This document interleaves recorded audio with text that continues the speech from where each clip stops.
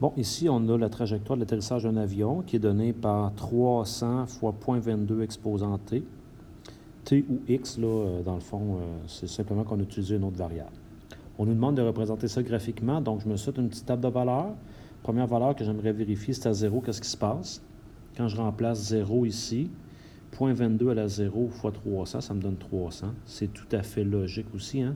La valeur initiale, c'est 300, on la retrouvait directement ici.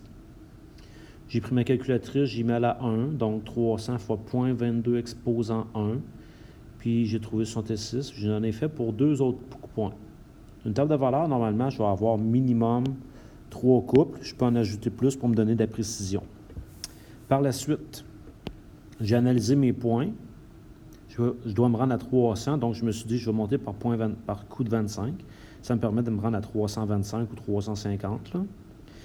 Et ici, je me suis permis d'y aller à tous les deux espaces. Ça me permettait de rentrer l'ensemble des points.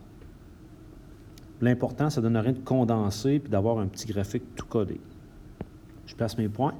Donc, on a le premier point qui est 0,300. 1,66. Je peux placer ça à peu près. 2, 14,52. Et 6, 0,03. Donc, on se rend compte qu'on se rapproche ici comme ça. Donc, quand je vais faire le graphique de cette fonction-là, ça va me donner quelque chose comme ça ici.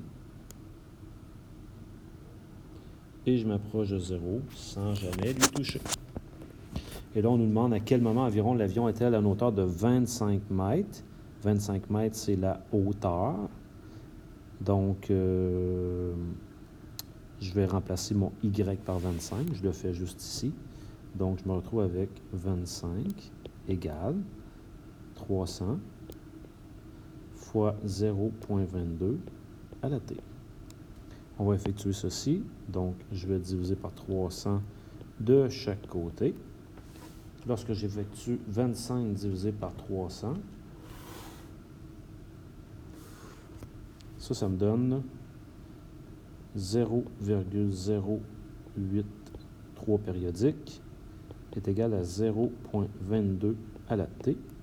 Et pour avoir T, en utilisant la propriété des logs, je fais log de 0,083 divisé par log de 0,22. On va faire ça ensemble. Donc, vous pouvez l'essayer en même temps que moi.